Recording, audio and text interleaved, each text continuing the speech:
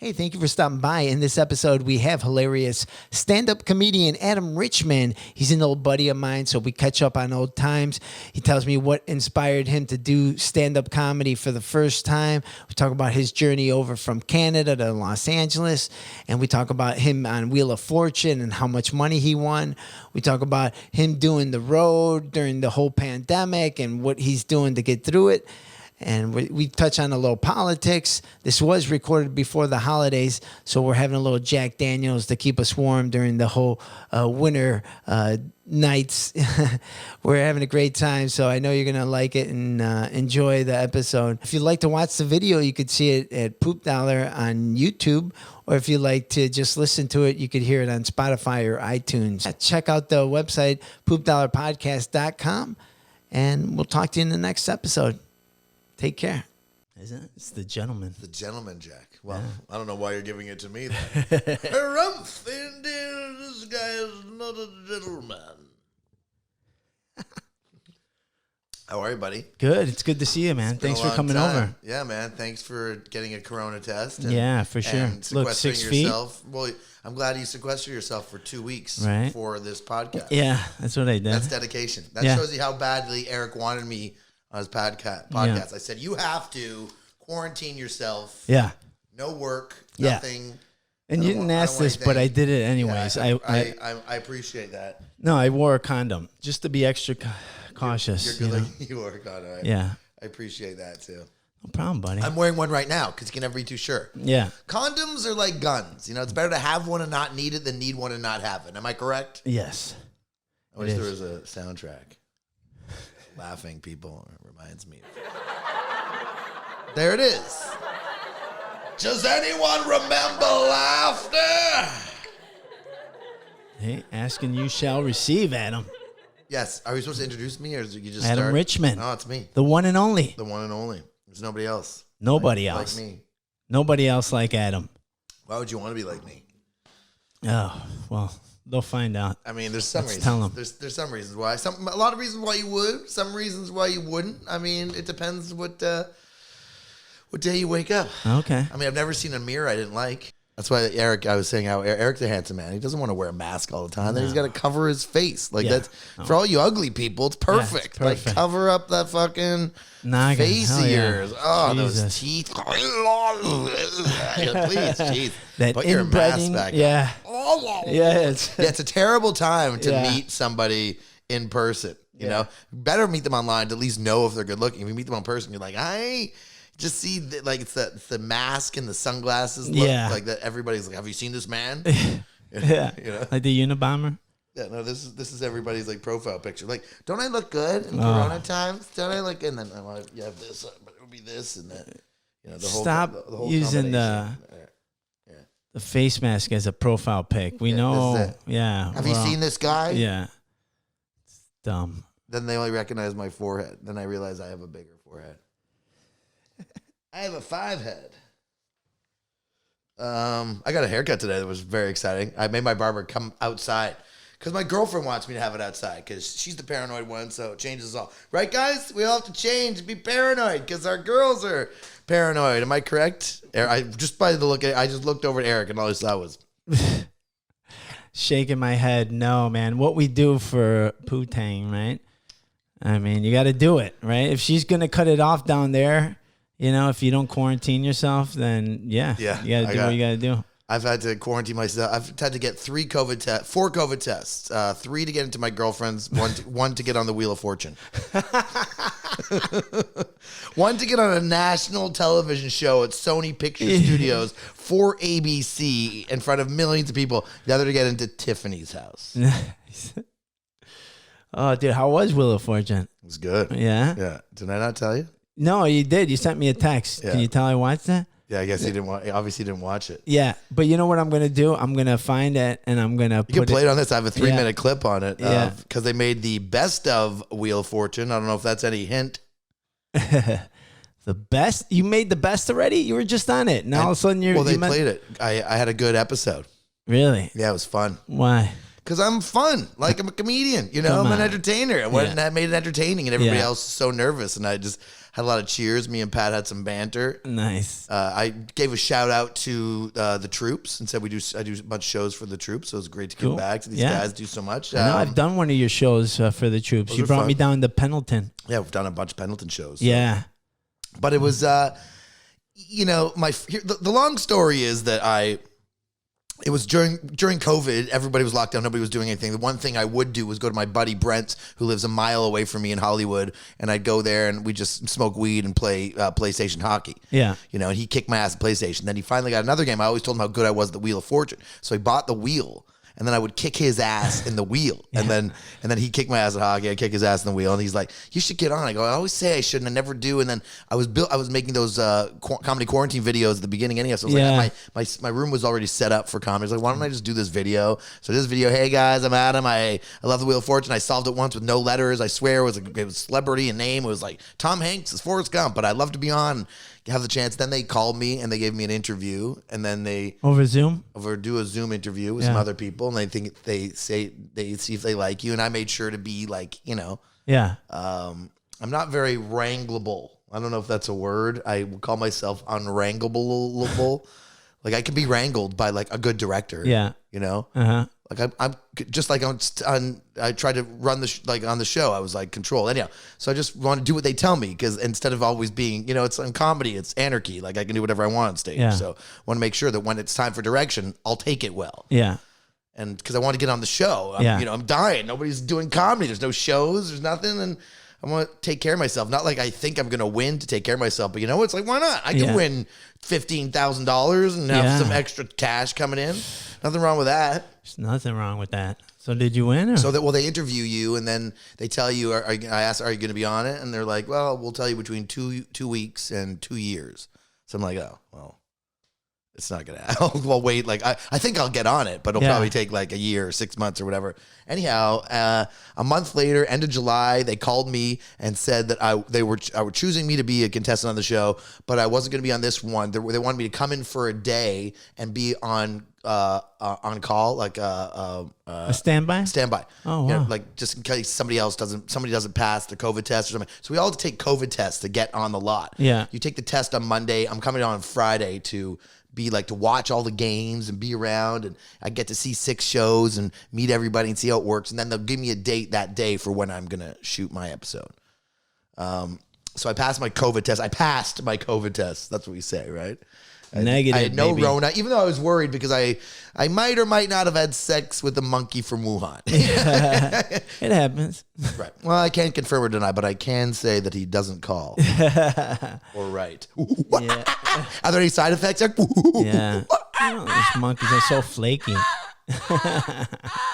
So I go on the show. It's early in the morning. It's freezing in the lot. We're on the Jeopardy set. Rest in peace, Alex Trebek. Yeah, rest in peace. And then all of a sudden they tell me that somebody didn't show up or they didn't pass a test, so they need to use one of the alternates. And 3 of us were going to pull from a jar. If whoever pulls the number 1 golf ball is playing that day. No way. So I pulled the ball. Get out of here. I pulled the ball Nice. and I was playing that day, and they put me on. I was in the 4th game, and I watched everybody play. The 4th game. Like there were 6 games. We're filming all day. With different contestants? Yeah, 3 different contestants. Oh, wow. And then I was like kind of nervous, but I was just like, fuck it. This is when it's going to happen. This is how it's transpired. I don't have to worry about watching and then waiting to do it a few weeks from now. I'll just get it over with. Yeah. Well, it's awesome. We're like, so it's like whatever happens today, however the wheel spins, however it happens, it falls for me. It's going to fall for me. And then the game started. It starts with a toss up. He comes out, starts a toss up. We spin. I solve the toss up. I win $1,000. I introduce myself, talk about coming from Canada and doing comedy and writing and doing for the troops. And Pat really loved the response. He's like, thanks so much. And then everybody else introduced themselves. The next role was another toss up, and I get it, but I fucked up and I called cute little bunny, and it was cute little puppy. And so the girl stole it from me, even though I revealed what it was. And then Pat made fun of me for calling it Bunny and thought it was cute that I did that. And we had a little laugh. Blah, blah, blah. Game starts, we play. I end up winning the first round. I win, so I have $1,000. I land on a prize for a bike. I land on a wild card. I solve a thing and I win. I have like $7,000. Wow. So I've won the first thing. I almost solved the second one. I won the first round. So that now we're in the second round. Okay. Yeah. Second round comes. I throw some. I get 5 letters. It's like five T's, and then I try to.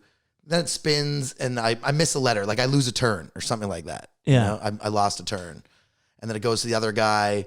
He fucks up. Then it goes to the girl. The girl ends up putting all the letters in. She solves it. I can see what it is. Yeah. But it doesn't. It never comes back to me. Yeah. Right. So I didn't win that round, and then the final round was another round for prize, and then the guy says S, okay, to start it, and I was just too busy playing the game in my head, and then I said the letter S again. I repeated it, which is a faux pas, a big one on the Wheel of Fortune. You don't want to do that.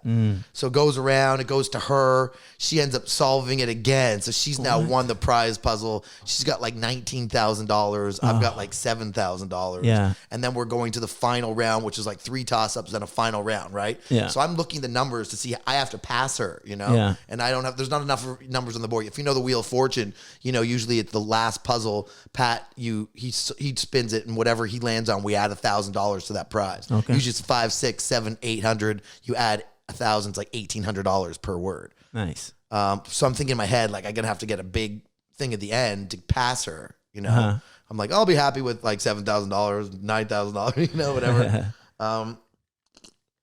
It goes on. So the toss-up puzzles come. The first one goes, I ding, I solve that one. I get $2,000. The second one she gets. The third one she gets. So she's up now. She's got like $23,000. I've got $9,000. We're going into the last round. Oh, wow. Okay. So she tries to get a couple letters, and then it dings. So Pat's got to spin. Yeah. He's got to spin. So to land on. So he spins, and he lands on $5,000. Wow. So you add $1,000, and so every letter is worth $6,000. So it's my turn. I guess a letter. I have one letter in my prize. If I win, goes to the guy. He guesses a letter. It's not there. Goes to her. She guesses the letter. It's there. Comes to me again. I guess a letter. It's not there. Goes to him. A letter. Not there. Guess a letter. Not her. Comes back to me again. I guess a letter. It's not there. Again. So I'm like, oh my God, it's not coming back again. None of us know what the letter is. We've used all the good ones. Yeah. Goes to him. He guesses the letter. It's not there. Goes to her. She guesses the letter. I think I'm doomed. It's not there. Yeah. Comes back to me. I guess the letter. I said F. He goes, there are 5 Fs. Whoa. And they flash on. I solve the puzzle, Puffy and Fluffy. Oh. And I won $45,000. Come on. Yeah. Jesus. 45 grand. Don't come and kill me. Jesus. Yeah, after losing. I was losing, and I made a comeback, and I did a big win, and I was like, wow. And then I went to the bonus round. So the tacos are on you tonight. Come on. I'm doing this for tacos. No, wait till I get my money. Tonight I'm doing this for your tacos. Then I went to the bonus round, and I got to bring a wild card, and I get an extra letter. The bonus came up. Bonus letters came up. Pat said you had 10 seconds to solve it. Before the meter moved, I said in plain view, and solved it, and won a Mini Cooper. Come on. Yeah. Is that what you drove here with? No, I don't get it till February. Oh, okay. But I wanted cash and a car. Dude, on the Wheel of Fortune. And then I got to run to the car and jump in and swing my legs up, and I got to wave to Vanna, and Pat made fun of me for that. And it was like good television. And then they turned that episode into the best of, so I have like a 3-minute clip. Look at you, dude. Yeah, Adam Richmond on Wheel of Fortune. Look that up, the 3-minute clip. You'll find it. Oh, wow. Dude. I mean, listen, I deserved a fucking victory. And, it's a rough time. So I took care of myself. Yeah. I took care of myself during a time when it was a hard part to take care of myself. I didn't plan on winning the Wheel of Fortune, but, I won. Dude, it's like a real victory. It's like something they can't take away from me, Yeah. Other things like we always argue, what we're getting to, what we're accomplishing. Like, it's nice getting TV clips and all that stuff, and it's hard to get, but like this one was TV clip about me. I got to use my skill, and I won. Yeah. So it looks good, Hell yeah. Yeah. Dude, congratulations. Thanks, man. Yeah. Thank you. That's awesome. And how much are they going to tax you on that? Do you know? Yeah, probably a lot of money. Yeah. But they give you enough money to pay for the taxes. Right. Yeah. That's awesome, dude. Yeah, I'll worry about that when it's nice to win something, Yeah. And it's nice to know that I have a little bit of money coming in, Yeah. Dude, it's uncertain times, man, of course. When it is uncertain times. Yeah. Not fucking uncertain times. The uncertainest of times. We just ruined our whole economy just because of fear. Not saying we shouldn't worry about things, but we went all in. It's like America was like in a poker game and went all in on the first hand. Yeah. Like, yeah, I'm in, Yeah, right. No thinking about it. But do you think we reacted too late? Do you think that was the big problem? Because I mean, a lot of other countries, they closed their borders way before we did. Look, So, I mean- I can't think you can't blame somebody for a virus. Actually, you can, and I think you can blame China. Yeah. Because they were fucking around in the laboratory. Whether they released it on purpose, or whether they didn't, that's the stuff to be debated. But it definitely was from that area. Like, it's been proven, and they were fucking around. And they wanted to control their borders before they told anybody. Listen, you saw how they cut their own borders. They didn't allow travel within China, but they allowed people to leave China. Yeah. So that's a little weird. Oh, yeah. That's a little fishy. Mm-hmm. I just think a lot of things have been revealed. There's another news cycle that came out the other day that's Chinese diplomat or delegate talking to the people saying how they've controlled the stock market for years, but now that the last few years has been difficult for them to control. Yeah. And it's just blatant, and we know that. Yeah. We know it's about money. What are people talking about? Like, we know that everything is about money and control. Yeah. So watching it happen in front of our faces and then denying that it's happening, because if you ask me, especially as a comedian who's all for free speech and know what, besides like people like Martin Luther King, the things he was talking about, like what about Lenny Bruce, you know, and fighting for that in like the 50s and 60s and going to jail for free speech, and only to see people now trying to knock down statues or tell me what they can say on college campuses, and that kind of thing is garbage. So amidst the whole thing that happened in 2020, there's been a pandemic, there's been the riots and George Floyd deaths and the election. The biggest thing of 2020 to me will be the censorship of giant conglomerates, media conglomerates, censoring doctors, censoring news stories. It's been ridiculous. The control over that, Facebook and YouTube and Google should be ashamed. It's shameful. Yeah. And it's hard to watch. Even if it's wrong or like it's not proven to be wrong. It's a doctor's opinion. You can't say that this doctor's right and this doctor's wrong. So I found that to be just fucking disgusting, Yeah. Like information should be heard. Yeah. Anecdotal evidence is important. Right. When somebody says, especially when we don't know something about like a virus, we're learning as we go along. When a doctor says, these are just my opinions, these are my basic findings, but I've had X amount, 300, 400 patients in my office, and it's worked when I've done such and such. Yeah. I'm not saying go home and do that right now. Talk to your doctor, see what's right, and see if that will solve what ails you. And I'm like, what's wrong with that? Yeah. And then you go back an hour later and that doctor's been flagged and removed from YouTube. Yeah. And then all of a sudden, like, I'm a Trump supporter because I want to hear that guy. Like, you know what I mean? Yeah. It had nothing to do, like, now all of a sudden we're politicizing this. So now my politics come out when really it's like, what?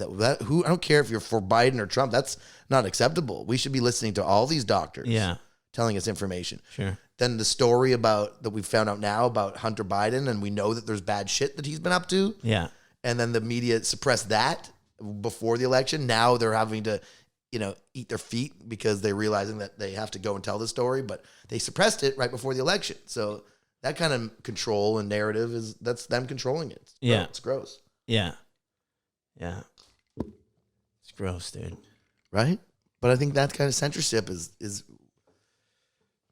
and knowing what we know now, that the media has a political agenda. That should not be, they should just be telling us the middle of the road information.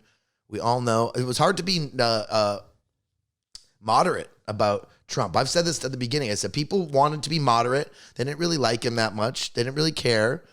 Maybe they were Republican, maybe they were on the road, but they didn't really care for him. And then he did some things action-wise I thought were really good for the country. His mouth got him in trouble, and he said some stupid things.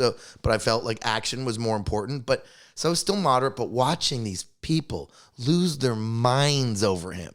Like, I'll say this to anybody. The way they've lost their minds, my friends, family, acquaintances, other comedians, that he affects their lives so much. And he had people standing in his way every step of the way, stopping him from everything. You know, the media stopping him, Russian collusion, Ukraine, Kavanaugh, Stormy Daniels. Like, it's just so gross. Yeah. You know? Like, that's what I'm saying. It was like, I'm trying to be like a referee in the middle. The referee's, okay, guys, we're going to have a clean fight. No hitting below the belt. I want you to have to be fair. And whoa, guys, just stop for a second. Just wait. You just got to be on. Just go. It's going to be a fair fight. Yeah, well, stop. Just hold on a second. You know, just no fight. Hey, whoa. And next thing you know, the referee's in the fight, beating up these people because they can't stop. And he has no agenda. He's not for this person, but now he's just forced to defend because whatever they're doing is wrong. Yeah. You know? So, and let that be an analogy for politics this year, because people went so far that I knew a lot of people that were more liberal, like more leftist, that have moved a little bit further to the right because they're not that far left. You know, it's ridiculous. And I can tell people my politics. My political stance is not Democrat. You know, doesn't mean I'm a far right Republican. Unfortunately, in this country, you have to side with some things you don't like. Yeah. You know, and people, somehow the left people don't seem to realize that when all of a sudden, but I'll mention to them, that means you side with radical leftist like agenda that like the idea is, for example, that men can be transgender and play in women's sports. That's what you side with. And everyone's like, no, I don't side with that. It's like, well, when you vote for that, you have to pick, and sorry, I'm spinning around. When you pick that, I just threw that out there. Not think it's so important. But when you pick a side, that's also on your side. It doesn't mean you defend that. Yeah. Just like I don't defend white supremacists, right, but I know some of them support Donald Trump. Doesn't mean I support them, but that's not the fight at my front door right now. Yeah. You know, I don't have to worry about that right this second. The more immediate threat for me was like people coming to my neighborhood and actually burning it down and breaking windows and writing kill the Jews and Black Lives Matter all over. So that's what I see with my eyes. Yeah. You know? Because you live close to Fairfax where they totally looted that whole area. Ruined it, waited for, also had certain stores. It was like a lot of them were planned attacks. Yeah. You know? Blocking one area with fire over here so people wouldn't come because they wanted to get, there's that shoe store that sells a lot of prolific shoes that people sell, and that was targeted. The point was that was used as an excuse. Yeah. This has nothing to do with me supporting my ethnic friends or the Black Lives Don't Matter. If anyone's, because make sure I fucking have to be so clear with everybody right now. You know, like, doesn't mean I don't think Black Lives Matter. My Black friends and family don't doubt my intentions. They don't think I'm racist because I have this discussion. The agenda of the political group and movement, that's a problem. It's not the same. Yeah. You know, just like separate them. If you want to know specifically, Black Lives Matter, the movement thinks the nuclear family sucks. That's got to go. You know, they think that Israel's an apartheid state. Sorry, I can talk about that for hours. I'm going to stay away from that. We can get into it later if you want. But like, no, that's a no fucking go for me. You know, and all they're doing is siding with making everybody a victim. Enough with the victim culture, dude.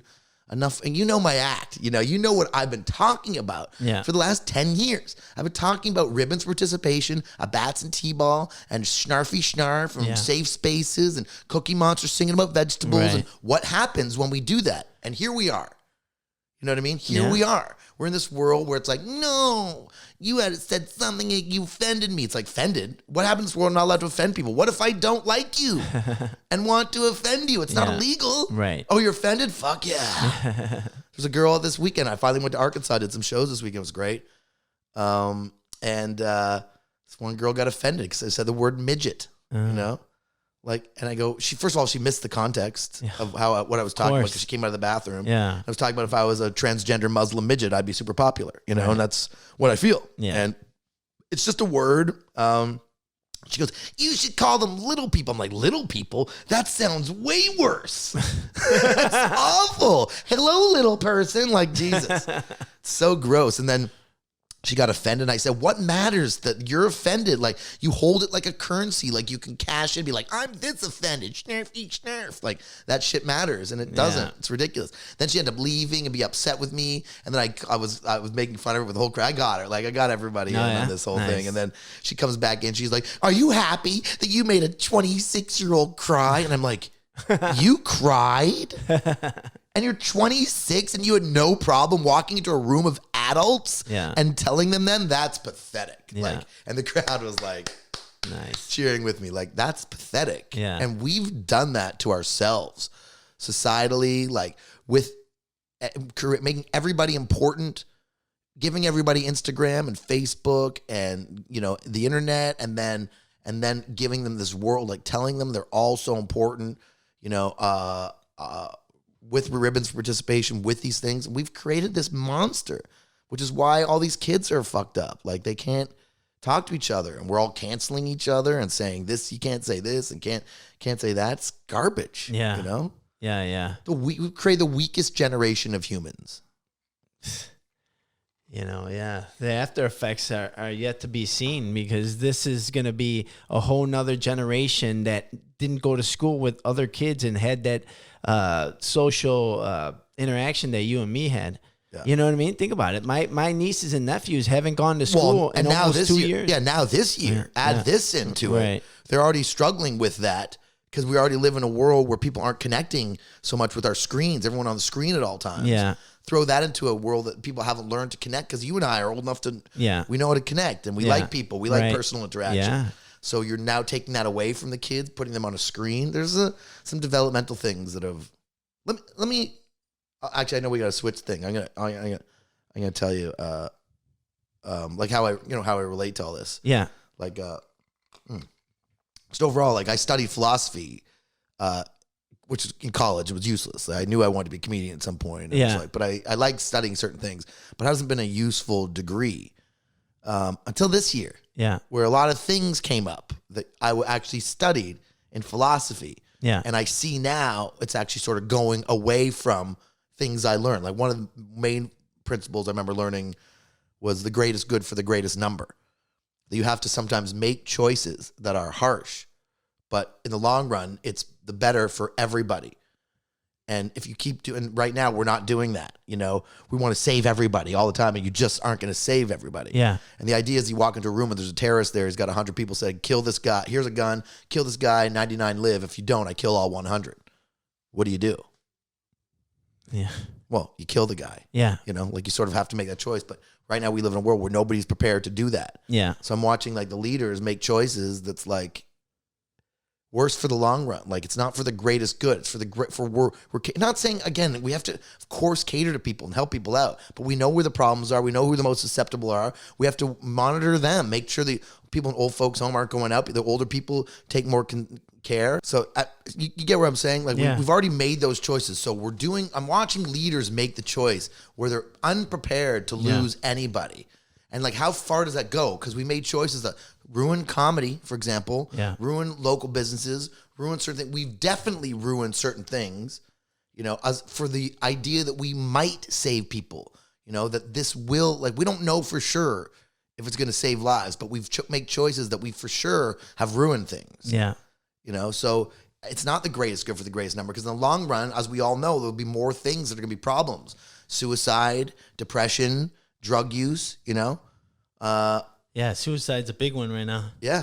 I mean, because it's a bad time. And you're not connecting people that aren't going in for elective surgeries and things like that because they're scared of the hospital. And they have something that needs to be done, but they're just not doing it. So their body's getting worse or deteriorating. These are all things you can't measure. Yeah. And you only can measure them through time and then go back and say, oh, we should have done that. Yeah. You know, but I'm saying that the greatest good here has not been done. I think in the long run, we're going to be hurt by it. Because people die, you know. If you're going to live your life like no one's going to die, we're going to save everybody, then what's it worth? Like, what, you start putting prices on it. Like, worth $1 million, $2 million, $10 million, $100 million. What's it worth? Because, you know, I would have rather risked the idea of getting a little bit of COVID this year than lost all my comedy gigs. Yeah. You know? Yeah. And the idea, because even the analogy is, it's like the rich are going to get richer. Same thing as like Amazon getting bigger because you get the small business. All the smaller comics, we're going to lose jobs and all the bigger rich people, the rich famous guys, they're going to keep working because no one else can get famous now. It'll still be them, you know? Yeah. So good. They're going to be the go-to. Yeah, good for them. Yeah, good for Chappelle and Kevin Hart and Bill Burr. It's awesome. You know, I'd love to be them because then I can keep booking myself on Yeah. that every fucking day. You know, Yeah. now I still have to hustle for my gigs I was already hustling for, Yeah. you know? And the business itself has trouble letting people in, Yeah. you know? Everyone like The gatekeepers. yeah, the gatekeepers. I mean, Chappelle's great. He's obviously great, but he's not real. Honestly, he's not really doing anything that a lot of me and my friends aren't talking about. You know, some of his premises on the last few things. Not saying they're not good. Right. They are good. Yeah. But a lot of people are talking about them. Sure. It's a lot of people. I've been talking about this political correctness and the racism stuff and all that for a long time. But all of a sudden, when Chappelle says it, it's like, oh my God, can you believe it's like, well, Yeah. I had 3 bits last week. If you saw it, if I had the reach, you know, to get to people, I'd be the guy. But like the gatekeepers are like, no, because I had a conversation with people in Arkansas this weekend. I was asking them, like, everyone's like, you know, I feel like basically people mad at me because I'm like not famous. Like, I'd love to be more famous, you know, but how many people do you know are famous? Who are the famous comedians? It's the same people, you know. They've let a couple people in the last few years, and deservedly so. Guys like Burr and Sebastian, they deserve it, you know. But it's still only a couple, you know. And those guys also took them till like their late 40s to get it, you know. Not saying they got great room for it. I'm just saying that. So interesting. And living in this business, seeing these gatekeepers, it's all these same fucking doorknobs behind scenes, like that just don't, you know, fear. Yeah. Making their scared choices until you get on something and then they'll make a choice, you know, based on you. Yeah. And it's for me, not just for me, for everybody. There's a lot of great people. Like, just put it all out there, man. You don't have to be a fat Asian lesbian in a wheelchair. You don't have to reverse engineer comedy, just like they want to do with all this acting shit, you know? Everything's got to find this person that fits into this mold. Like, even like watching Biden may put his candidates together for his cabinet. It's like, we want to have the most diverse cabinet. How about people that are good, Biden? Yeah. How about people that are qualified for the fucking job? I don't care if they're purple with green polka dots from Ecuador. Like, if they're qualified, let them be qualified. But and that's what they're done in comedy. So it's like watching them do this, make choices based on, I need to have a type. Yeah. They don't do that in sports, you know? Right. You know? Yeah, exactly. You know, the Lakers and Dodgers who just won championships were just like, you know what? We should have like a Jewish Muslim guard. Can we have that? He can play for the Lakers. We also need maybe an Asian midget, a little person in playing right field. Like, nobody's going to the team going, yeah, the manager's got a Middle Eastern nephew, so we're going to have represents. Like, yeah, don't you guys want to win? Yeah, not so important right now. It's that we just want to look good for our fans. Yeah. And then they're taking away the names. I think are they going to take away the Redskins? Well, that was the other pathetic. That's actually the other mark I have on 2020. One of the most pathetic things: the Washington Redskins. Oh, did they finally do that? No, they're called the Washington Football Team this year. Come on, totally. They played on Thanksgiving. Did they take the no? logo? There's no logo, and they're called the Washington Football Team. And you know what? Fuck whoever's watching. Stop being so fucking weak. The words hurt you. Like the Redskins. I bought a Cleveland Indians shirt when I was like 10. It was my favorite logo, the Chief Wahoo. Yeah. I love that logo just because I like drawing and cartoons. Yeah. Not anything. Didn't think about it. Yeah. Didn't have that connection to it. Still have the shirt. Right. Still wear it. Like, Yeah. it's one of those faded, cool fucking shirts. Yeah. But like nowadays, this is considered racist. Like, what have we done? And here's another thing. And I've said this, I'm doing this as a bit, but like, God, man, can you stop vouching for other people because they're the same skin color as you? Can black people stop doing that? Stop vouching for somebody because they have the same melanin in their fucking skin? Like that, you know how dumb and irresponsible that is as human being? I'm going to represent you because you have the same skin color as me? That's pathetic. Like, because the tone and my pigment and my fucking... Because like I'm like a white Jewish guy from Canada. I'm not the same as a toothless yokel from Southern Alabama who's banging his cousin and smoking crystal meth. Not the same fucking. But like and everyone knows that. Everyone knows that in reality. But it's like this. There's like this surfacey like black people standing up for other black people. You know, when you know that's not true. Like the black on black violence in this country that's a whole other fucking conversation. So. White people aren't not killing white people because they're white, you know? Mexicans are, he's Mexican. Oh, he's going to stab me, beat my wife. But you know what? He's Mexican, so I'm not going to fucking beat on him. Like, it's just so dumb. And that's not how you make your friends in life. Right. You know what I mean? Yeah. Like, you just find people that you either connect or you Right. don't. Yeah. And you don't have to start looking for some types to fit into your life. Yeah. And that's what's gone on also this year. Like all these woke fucking white ladies are now all of a sudden know everything about racism. Like The Karens. oh yeah, the grossness of that. Like all of a sudden they're woke. Like they've never had a black friend in their life. Yeah. You know?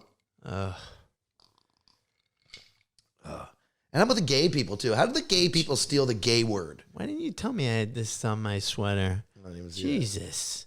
Looks like a bird crapped on me. It might have happened. I'm going to take this off. Go ahead. Well, how did the gay people steal the gay word? Right? Like if you look at the word gay in a dictionary, it means happy. Now you can't be like, walk around and feel like, I feel so gay. Without somebody, well, that guy likes to suck dick. Right? Yeah. And then they stole the rainbow, Eric, right? The rainbow. Like, who doesn't like all the fucking colors? Now you can't be like, I love colors. Without somebody be like, well, that guy likes to suck dick. Right? Yeah. I think Now you can't even be happy. I can't even walk up to you in public, two straight guys, squeeze your moist, cute ass without somebody being like, hey, that well, doesn't that guy stop you. likes to suck dick. How about a little bit more, Eric? Yeah, buddy. I need a little more gentleman Jack.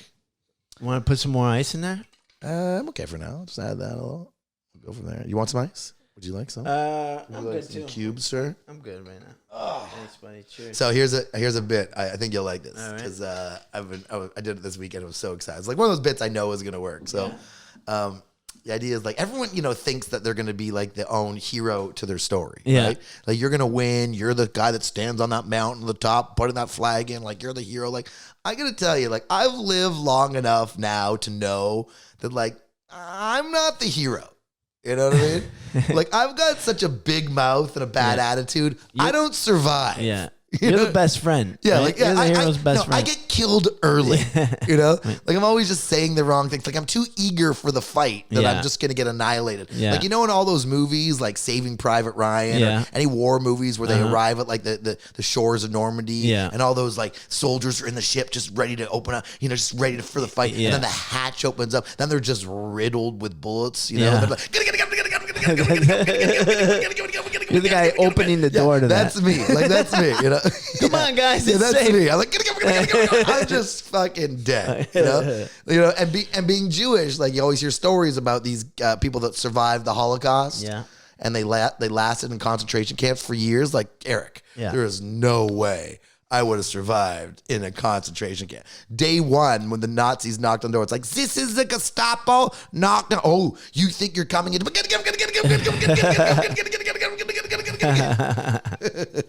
Like Act 1, Scene 1. Yeah. Terrorist walks into a bar, brandishing a weapon. Nobody move or everybody dies. Drunk guy gets off his stool. Oh yeah, you think?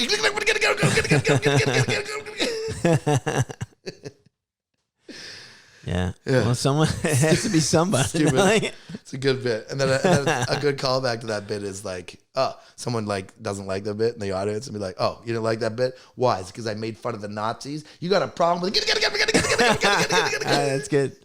Yeah. That's good. So besides that one heckler, did you have anyone else? I mean, I don't mind when people like give me an interact. I ask questions. Yeah. You know, so I give moments. I know that it's a long time for people to sit idly by and just be quiet. I don't mind when they're listening, but I don't mind as long as they just throw in a couple things. Like if it gets too much, you sometimes give them an inch, they take a mile type shit. Yeah. But so you got to kind of control it like a conductor. Yeah. So there's a couple things where it's like good interactive stuff. Like I was making fun of me being Jewish and then me being Canadian. At some point, this guy with like a huge beard and bald is like, "You're a Canadian Jew," and I was like, "Yeah." You've ever heard of one of those? I know, isn't that weird? It's like one thing. It's like, wow, and it's weird that they're thinking like I'm a hick. Like they're from northwestern Arkansas, like the rural area, and I'm from Toronto, like one of the biggest, most multicultural cities in all the world, right? Uh-huh. The only people we don't have, Eric, in Toronto, Latinos. Oh man, should we go? No, because once you've crossed one border, sure as fuck not going to cross another. No. They're too strict over there, right? You can't have a DUI. Ugh, I don't. See? There's something like that. Yeah. Stupid fucking rules. Man, they're really strict over there. Yeah, they're weird. That's fucking good. But don't biologically Canadians are also different. I don't know if you knew this. But for me, my left testicle produces sperm. Okay. Right testicle, maple syrup. Oh, okay. Which is great because at night I can come under your tits. In the morning, your pancakes. Come on. Nice. Nice. The best straight man right there. Nice. That's funny. You're serious? That's funny. It's interesting. Like I went and then I would have a few jokes that I felt rusty doing, and a few jokes I made sure I did them in my head before. And a couple jokes I did in the moment. I like totally forgot a line, and then other lines I was like, "Oh wow, I'm so impressed you remembered that." You know? Yeah. What I need is a like a Rona guard. You know, like they have on buffets. Okay. You know, I need that for my shows to save people in case I have the Rona. You know, just like a little spray guard that you perform in front of. It's like a cage. Wow. Wouldn't that be safe? Wouldn't that be safe? Yeah. Yeah. Maybe. And everyone has to be tested. So what kind of venue did you play? A comedy club? It was a comedy club. Yeah. At like small capacity. And then they were struggling this weekend anyhow because they had changed their rules there too. And they were probably a lot more lax than we are, right? Yeah. Well, we don't let people in anywhere, anything. Yeah. Wait, you could eat inside the restaurants over there? Yeah. Yeah. But then they were closing them at like 11 p.m., not 2 a.m. So, you know, the Rona's like, oh, I better get out early tonight. Yeah. You know, I don't want to affect people. Usually my affecting time is like 11:30 to 1:30. That's real prime time. But this weekend, there's there was an article they were talking about. My girl sent me something about coronavirus affecting people's like boners, like, you know, and then men will be all over that. They'll solve it in 2 days. What? It's gonna affect my boner. Well, then the next thing you know, there's a cure in 2 days. Yeah. My line was there was one study that said that they found, a coronavirus in semen. First of all, where are they testing that? Yeah. And second of all, if I get sick, please take me to that hospital. He can't breathe. Let's take him to Cedars-Sinai. Actually, if you could take me to Seaman General in Chatsworth, that would be much better. I hear the nurses do a great job.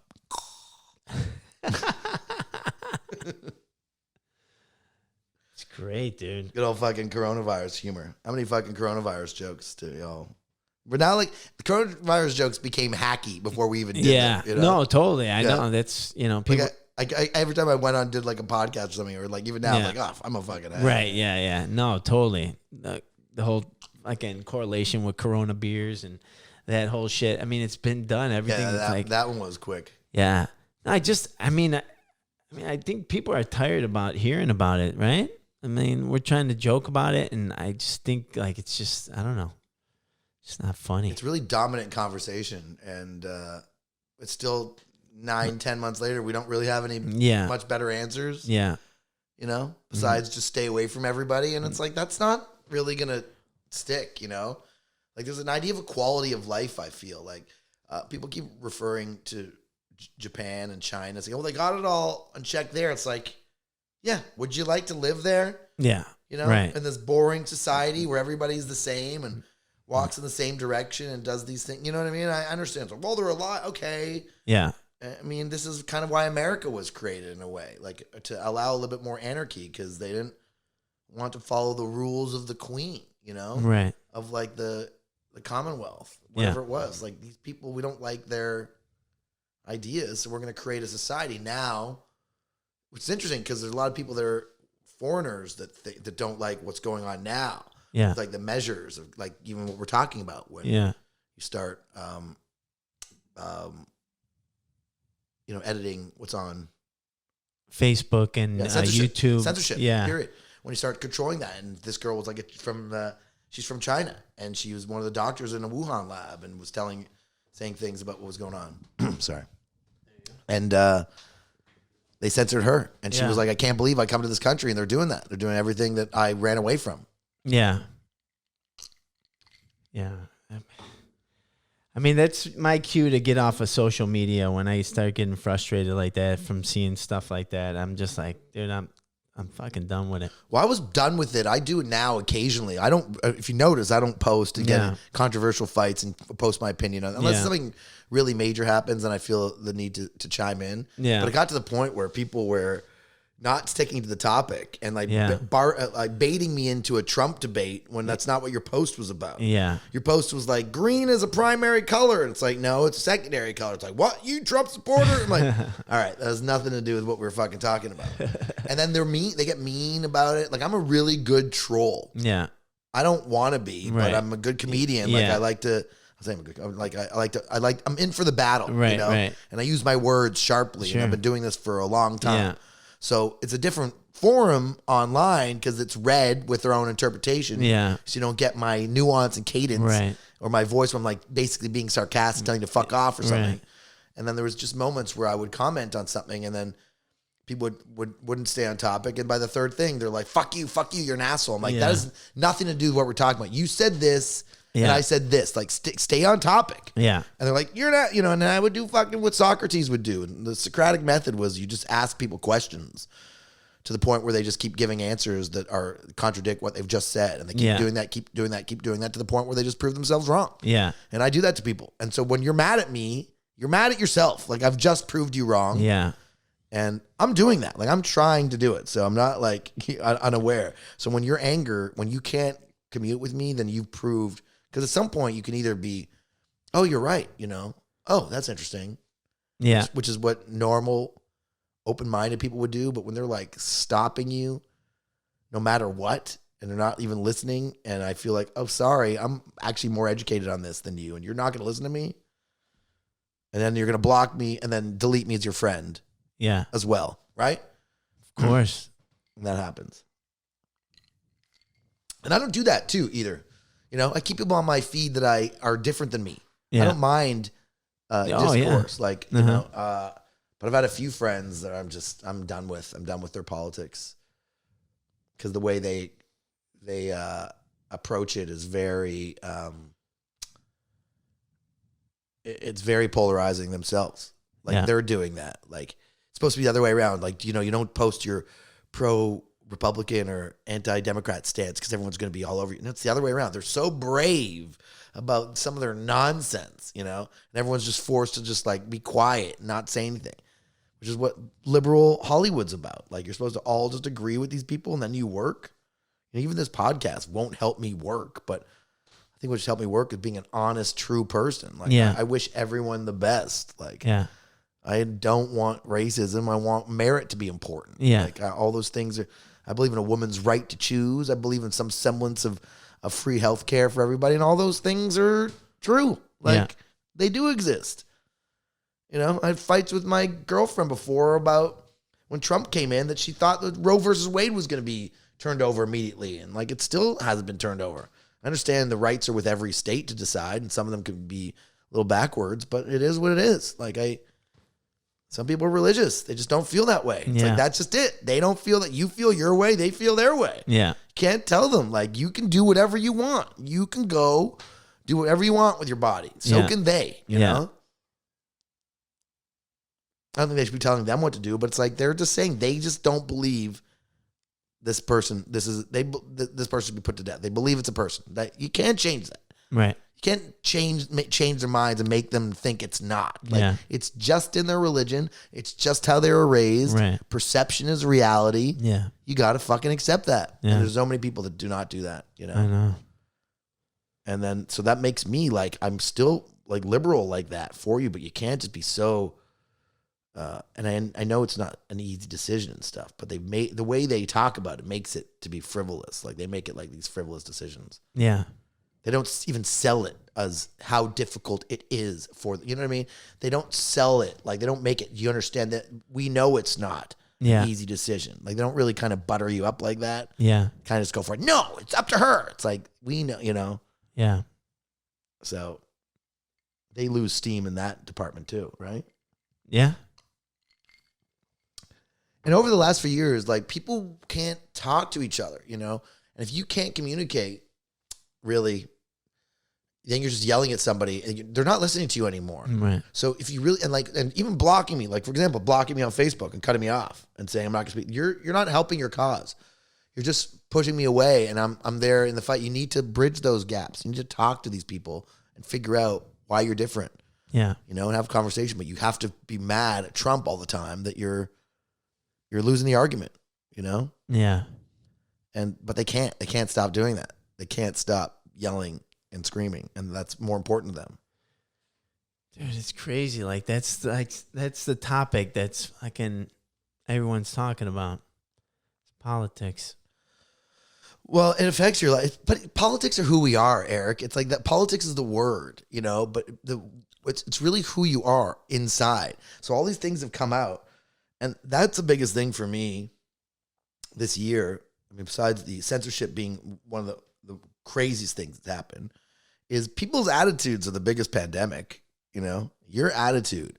If I'm fearless and you're fearful, and we meet, the fearless person doesn't convince the fearful to be fearless. Right. The fearful convince the fearless to be fearful. Yeah. Does that make sense? There's a lot of F's. Yeah. I mean, that's kind of like, what is it? Survival of the fittest, right? So it's like, get your shit together. We're going to go kill this animal for food, right? So the fearless have always been the dominant, because we're like, hey, snap out of it. We need to go kill this fucking animal if we're going to fucking survive and we're going to eat. Yeah. The fearless has never convinced that guy being like, no, we can't go out and kill it. You know, we're going to have to starve to death. Yeah, you're right. What you said, the fearful aren't like, no, you know what? Maybe we'll be better off not eating that deer. Yeah. Yeah, you're right. Yeah. It doesn't get you anywhere. Yeah. No. All it makes you is make the easier decision, and then at some point you're freezing and you die. So it's like, if we don't go out hunting, we die. Yeah. So if we don't make it's scary out there. Yeah. And it's going to be tough. But if we don't make this choice, our whole village dies. Right. Yeah. Yeah. That's a good analogy. Yeah. That's exactly right on with what I'm saying. But that's what we're doing right now, you know? And we're saying to you that, like, go on this way. And again, you make conditions for the virus, but we've now done it. We've dragged it in for our smallest, lowest common denominator. We're all being scared because of our weakest people might get ill. Now I can't go out and they're hunt. the loudest. Yeah. You know what I mean? Yeah. Now I can't go out and hunt. Yeah. Yeah. No, it's brutal, man. It sucks, dude. Yeah. And when you're making, like what you said, when you're making a society, you have to make choices like that, and we can't keep doing that. Making those choices for our weakest. We're gonna we bend over, and we all die. Exactly. You know, it gets cold and we all freeze and we don't have food and we're dead. Yeah. So if you can't make those choices, you're literally killing us. Right. And we sort of done that as society, because you're killing people's future and family and mental state and mental health. You know, all that stuff becomes affected by the choices we make. Yeah. You know. It's always you also said, you know, that's another thing that was survival of the fittest. Yeah. So it's considered, like I was talking about, the greatest good for the greatest number. Survival of the fittest was interesting because they made a reference to Darwin. All right. Darwin is another philosopher who talked about survival of the fittest. Okay. But he was talking and then oftentimes there'd be someone showing, like, someone wearing a mask, like, under his face, be like, look at this Darwinism at its best, you know, making fun of the fact that someone's brain wasn't big enough. They're not smart enough to know to put the mask on their face. So this person, based on this meme, will get weeded out. But Darwin was survival of the fittest. And what we're learning now during this year, the fittest means physically fit, not mentally fit. Right. So it doesn't matter that you have the biggest brain, because the people that are surviving this. So in fact, Darwin is right, and it is the fittest and the strongest, healthiest people will survive, because who are we losing? Our weakest, oldest people. So technically, it's exactly the survival of the fittest. Yeah. So maybe it's Mother Nature giving us a sign going like, too many people, we need to get rid of a few. Yeah. So people don't like that. No. They don't like that, but they're off when they say with Darwin, because it literally is survival of the fittest. Yeah. And you can be mentally accurate, mentally of mental acuity, or whatever the word is, like to help you in your life get by, which is what we do. You use your brain to adapt. Yeah. And I think that's very important. But our what's most important is we have this immune system that's also Yeah. designed for adversity. Yeah. It's supposed to work. So if we don't let it work and we stop it from breathing certain airs or playing in the dirt, like these kids that are developing their immune system and wearing masks, I don't know if that's a great idea. Right. No, totally. because you're supposed to learn, and we could adapt. Me and you could be like trapped in the Andes Mountains, and next thing you know, we survive somehow. Yeah. By adapting. Yeah. Like killing with our hands, holding each other close. Yeah. Body heat and whatever it takes to fucking survive. You do. Go reach around. Yeah. Hey, we're going to survive, Adam. We're going to get through this. It's your turn to be the little spoon. No, dude. I mean, and same thing. Like, I mean, if you wash your hands too much, you're going to wash away natural bacteria that is used to fight, germs. Like, it's like people don't realize that either. It's like, yeah, you're supposed to wash your hands and this and that and be cautious. But, we have natural defenses, you know what I mean? So our immune system, too, it has bacteria that fights things. We have white blood cells. Yeah. And we gotta be faithful on our bodies, and we're pretty amazing, Yeah. and inside of our amazing is this even more amazing thing. Our immune system is the most amazing thing in an already amazing frame. Yeah. It's one thing I always liked about the Bible, the discussing, as a Jew, I always liked when they discuss the, it's made in God's image, Yeah. Like that. And they show the man because I always appreciated how functional we are. Just as people, like reaching for a glass, squeezing, if water goes in here. Yeah. I need it for my body. It helps me run. I got to get rid of it. I pee it out. I got to get rid of food. The food, I take the nutrients. Then I get rid of the extra stuff. Yeah. The heart pumps the blood. The eyes see. The hair protects you. Everything has a function on our body. Yeah. So when you know that, when you look at that, you'd be like, well, we're pretty fucking designed for amazing things. Yeah. Let's not... Like all of a sudden, if we needed a mask, Right. we would have been built with a mask. Yeah. So evolution might make us have that ability to shut our faces off, to be honest. To breathe out of other orifices. Who knows? Yeah.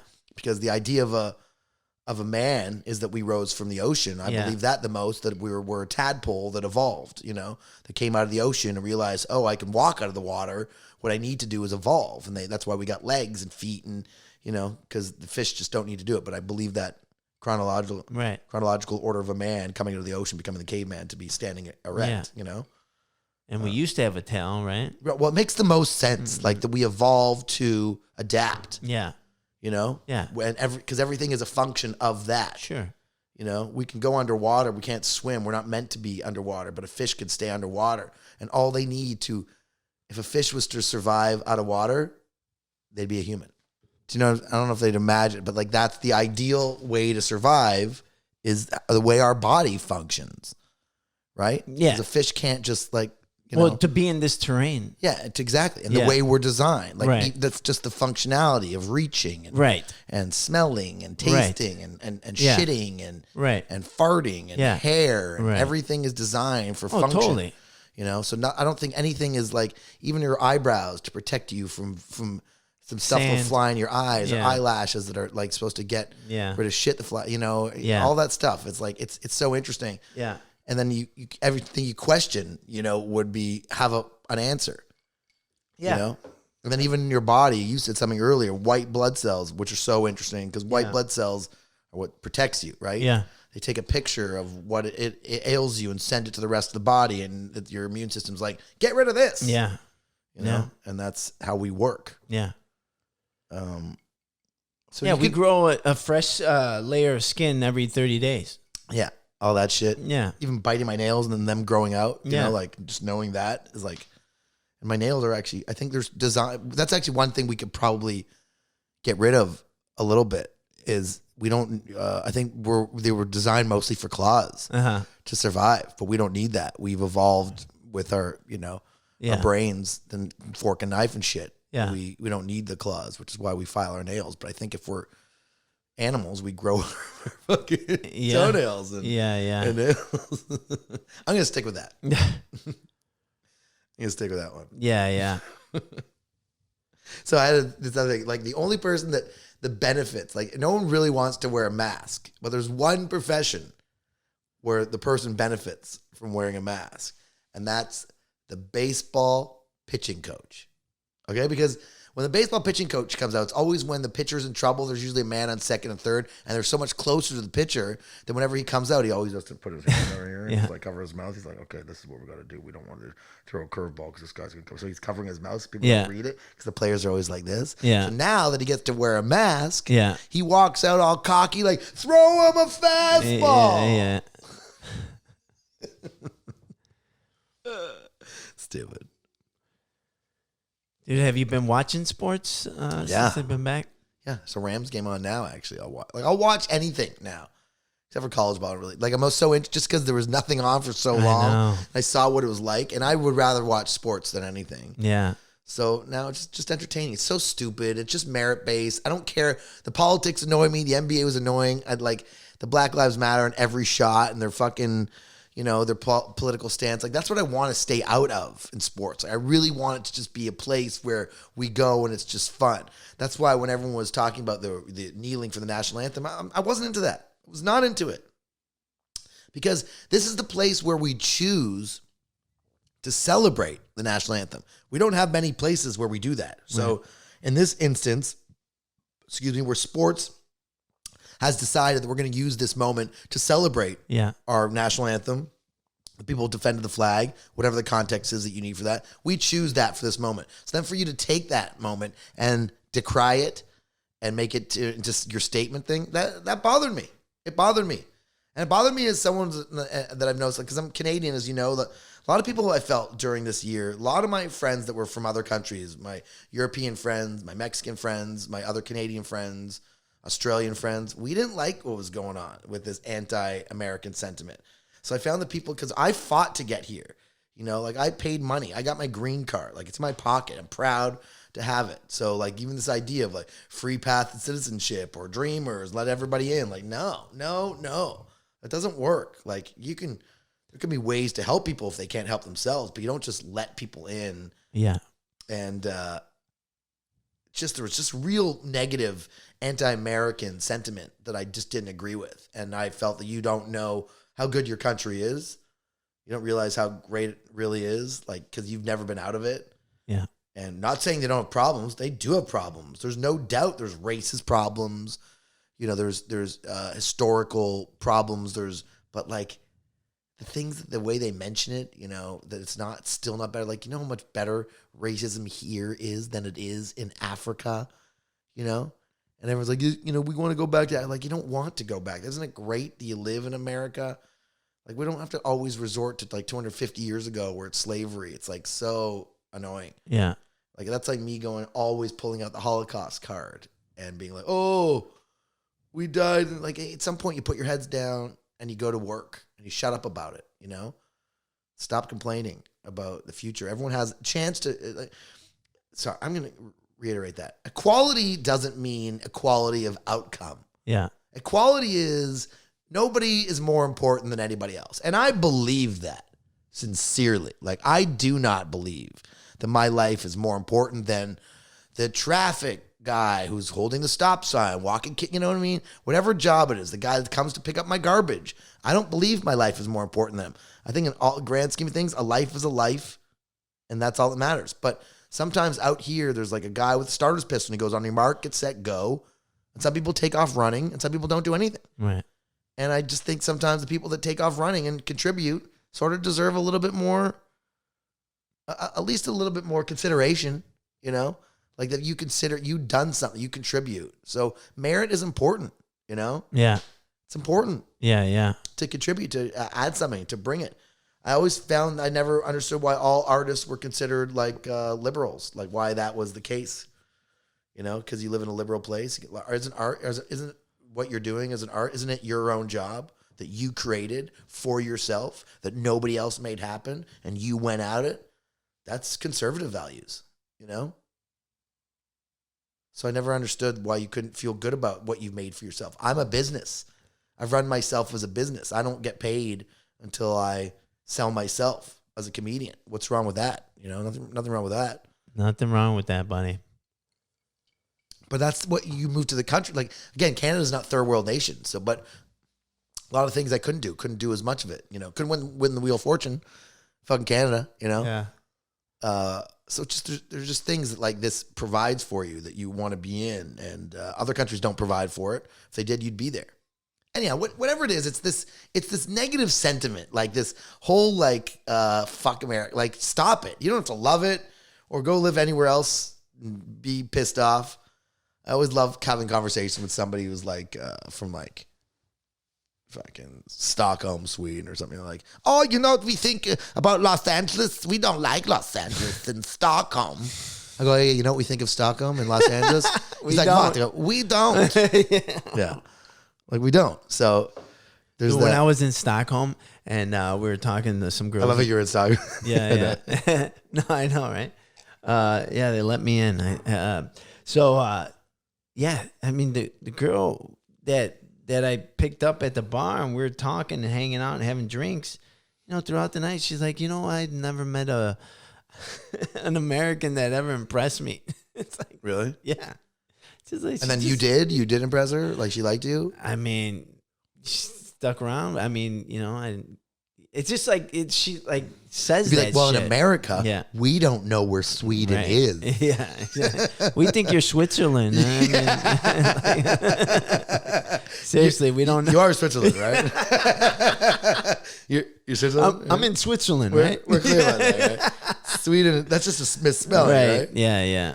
But that shows you also the dominance of their impact on the whole world. Yeah. That's what we think of. Yeah. So even that, like something's been lost in this year almost. Like this sort of like the people have to stand true to all these values that we think of them. Like they're not flawed. Like America's not flawed. Of course it's flawed. Yeah. Like the world's not flawed. Right. Like they have to stand by these standards and be like perfect. And, Yeah. everyone expects to be, and everyone's like, like I've heard this comment about like all these countries be like, all these countries are embarrassed by America right now. Yeah. Oh yeah? Well, like good. Like nobody's going to like to Italy right now. No one's moving to Ireland. Yeah. Nobody's moved. Like nobody cares. Yeah. They're shaking their head. They would move here in a fucking second. Yeah. Yeah.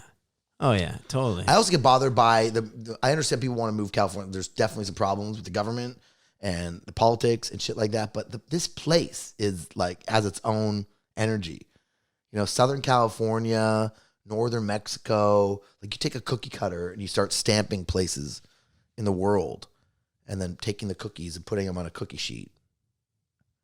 Oh yeah, It'd be hard to find a better place than where we live. dude. Southern California has one of the blue. What do they call it? Areas, and the blue areas is where the people live past 100. Right. And that's Yorba Linda, and that's in Southern California. Yeah, not surprising. Yeah. Well, quality of life, just the topography, the environment, the trees, the grass, the smell, the air. Like I'm drawn to it. I came here for entertainment, and it's stuck with me here. I'm obviously still here for that, but if it was one or the other, if it was only one and not the other, I probably wouldn't have lasted.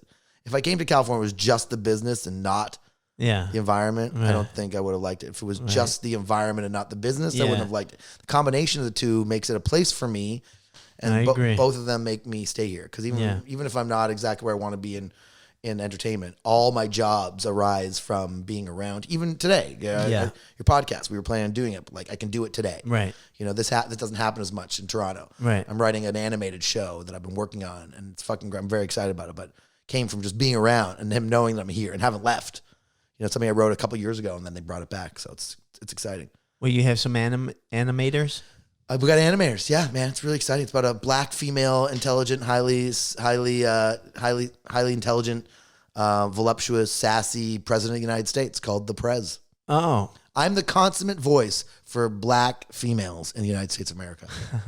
It's actually something I wrote a few years ago, and then my buddy Ben had it picked up this year with producer, and we're getting it done. It's really awesome. Oh, really? I'll show you a video after because you like my my terrace karaoke is how we start. Dude, I love do a little number of it. Terrace karaoke. Yeah. Why I tell people it's like I do the terrace joke, and then people get grown at the voice. But what I love doing the voice. I love doing the voice and singing. So basically, my whole act has evolved into the all terrace karaoke channel. She was a fast machine. She kept my motor clean. She was the best demo that I ever seen. Don't go changing to try and please me. I love you just the way you are, in pieces. And then they saw her face. but that was illegal. You know, because the veil. I met her in a hut down in old Kabul. Well, she smelled like curry and it made me drool. Her name was Ahmach.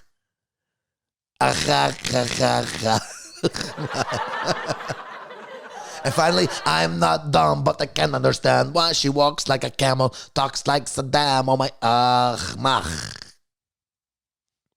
That's a better time for that. If you had a good time, hit me on my website, adamrichmondcomedy.com, and my Instagram for the two people watching. But I'm excited. So every episode, I have like a commercial for something, and the Prez is in her office and discusses it. And this one, people were offended that this guy made a commercial for his Jafar's Karaoke Palace. Come every Sunday for Ramadan, we have terrorist karaoke. And then we cut to all these songs, and it's like an advertisement for it. And it's supposed to be that some people were upset, but she's like, I didn't make the commercial. If that's how they want to advertise, they're just making a joke of it. Yeah. They're not saying everyone's a terrorist. They're just making it a funny night. Oh, okay. And so the idea is that she's very like central, like just do the right thing, common sense, don't be an asshole. Yeah. But it's cool because she's always like watching something and turns it off and gets to discuss it. Like she's watching, and then she goes at the end and does terrorist karaoke. Cool, dude.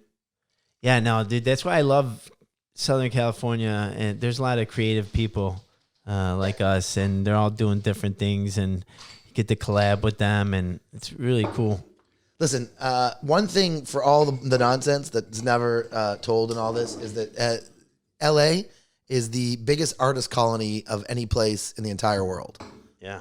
And fight me on that. You know what I mean? Like, I'm not saying there's not other artist colonies, but like a place where you can actually live as an artist and make a living as an artist and find other people that, because that's what I like about my friends and family.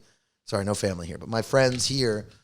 Well, they're like family. Well, they're definitely like family, but the idea is you find people that are doing the same thing as you, that you're the weirdo in your own way, because we're all comics, and so we find other people that get you, that like you fit into this world because they understand they're also trying to be a writer, an actor, comedian. Yeah. So that's more relatable than my friends that talk about stocks and golf and babies, like, which I don't give a shit about any of those three things. You know? Yeah. No, I know. But that's what gets lost. So I find that even with the people that complain about LA, it's like you have to want something from LA. You know, Eric, you have to want something. You can't come here and be like frivolous and not know that you have a direction. Like because I wanted comedy, I wanted to write, so I'm doing the things that I wanted. There's some people just like, yeah, maybe I'll be an actor, maybe I'll be a manager. I'll just fell into, now I'm a casting director, and that lasts, like, you know, that lasts for people for certain, but I knew too many people that came here without a specific direction and then never really found their specific place and end up leaving. And now they just kind of talk bitterly about LA. And I've never changed really with what I wanted, you know? How long have you been here? 18 years. Okay, yeah, I've been here 20 years. Yeah, no, dude, I've seen and heard those people, and it's so annoying, man. I'm so like, over them. It's like, what are you doing here? You'll be miserable anywhere you live. You know what I mean? It's like, why are you going to be here, and why do I have to hear this shit? Well, I knew that at a younger age, before I even got here. I knew that about people. Like, if you're not happy in your own brain, you're not going to be happy anywhere. Yeah. So, but we listen to those people because they go somewhere thinking, so I don't know if this is the exact thing, but they'll go somewhere thinking that's going to solve their problems. And a lot of times it's a place like LA. Mm-hmm. So we hear about it getting a bad rap almost from all these destitute people. Yeah. When really it's like you and I are good stories. We've been here 20 years almost combined, both of us, 40 years combined. Yeah. And we both like it for our own reason. And we're not like super successful, but we have a life. Yeah. Like, and we like our life. And we're doing what we came here to do. Yeah. And that's where the winning is. Yeah. And that's why, because it's hard to can't always be famous. And to make your life like it's all this validation that you have to be famous, and then you're successful. Yeah. That's hard. And I've had conversations with people, and I realized that through people that made it out to be like, I was like, felt good about where I was. And then they're like, well, you're not famous. I'm like, well, what is it that first of all, fame's not so excellent. A lot of people knowing about you. If I had some bad shit happened because too many people knew too many things about, like I don't need everybody to know. If it's bad news, then that's you get all the losers that need to talk about the bad news. And that's what you know about people. They don't really want you to be famous. Why do you think people rip on Kobe Bryant and Tom Brady and Michael Jordan? Because they're the top of the food chain. Right. Instead of them becoming that, they want to knock this person down. When those are three perfect examples of alpha male leader greatness, Yeah. and guys that definitely knew what they wanted and went after it. Yeah. Fearless, but also they're the leader. They're the leader. There might not be the nicest guy, but they do. They win. Jordan wins. Kobe wins. Tom Brady wins. Mark Messier, Wayne Gretzky, they win. Like whatever it is, like this attitude. And I always equate that to this person would be the same. That this person, Kobe, Jordan, Brady, Messier, Gretzky, whatever the names keep going on. There's tons of people. They'd also be great military generals, pilots, expedition leaders, like whatever it is. They just happen to choose sports, but they're leaders. They're leaders of men, thousands of years ago, Kobe's Julius Caesar. Like I'm just using that as an example. Like it takes a certain kind of personality. Sure. What we're also learning right now is I'm not a beta males, man. If you're a beta male, be a beta, but don't try and be an alpha if you're a beta. Like if we're in the jungle and the alpha lion was replaced by a beta male, they would die. Yeah. And we sort of have, again, watching this, we don't have to, I don't ever want to get into Trump and hear everybody's opinions, but a lot of people didn't like a lot of things.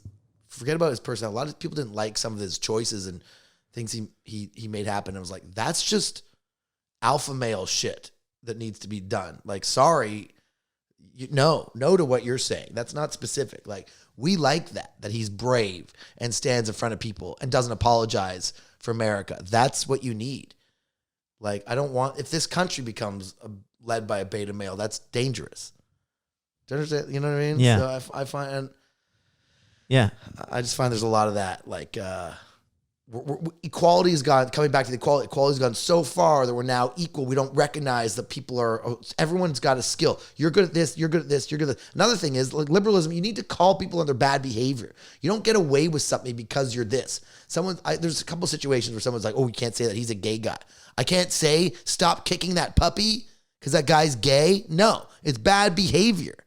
It's not okay. He doesn't get away with doing that because he's black and I can't say anything. And I had like a neighbor that got mad at me because I yelled at this homeless person who was like yelling for hours. Finally got out of my bed going, what's going on? This homeless person came up to me and she was like she looked like she was going into a weapon and get something. And I'm finally like, get the fuck out of here. You come close to me, I go get my baseball bat. And she's like, oh. Next thing you know, the police came, a cop came to my door, heard that I threatened the homeless person. I'm like, what are you talking about? This person's coming up to me. What time is this? It was like 11 in the morning. And like, I've been listening to this person. I can't defend myself. And then my upstairs neighbor, who was a black girl, got mad at me because the homeless person was a black woman. And I was like, you know what? That's not what I was thinking. This person was annoying. So you're mad at me because she's black and I can't call her out on terrible behavior? That's not okay. Yeah. Another instance happened in a bank where this homeless lady came in and was stealing envelopes. And I told her to stop. And I told her to get out. And finally she listened to me and went. And these two people got mad at me because I told her what to do. I'm like, what are you mad? Then it didn't even register me until afterwards. They were mad at me because I'm the white man telling the black woman what to do. When all I was doing was being a person telling another person not to steal. Yeah. And they made it out to be you. like I'm tyrannical. And then that's what I realized about my neighbor with that situation. She's a black woman, thinks I'm telling the black woman what to do, and that's upsetting with her. Well, that is your brain. That's how you think.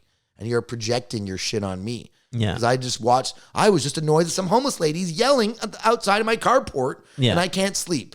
And then when I went out there to try and match her energy, see if she would leave, she basically threatened me with a weapon. None of those things are acceptable. Yeah. But I give her leeway because she's a black woman? No. No. World. Whatever that is, no. I appreciate good behavior. I don't judge you for the color of your skin, but I call out bad behavior. That's like now in California, liberalism's gone so far that we can't call out people when they're doing something wrong because it's supposed to be you can't say that to that person. No. I say bad behavior. It's like Muslim extremism. You think I think all Muslims, but no, Muslims are fantastic people. But the Muslim extremists, the ones my terrorist karaoke is inspired by, those are the worst people in the history of history.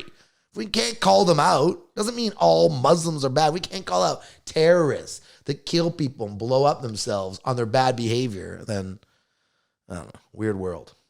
Yeah. Suicide bomb me. Right there. Yeah, man. It's like people are too sensitive right now.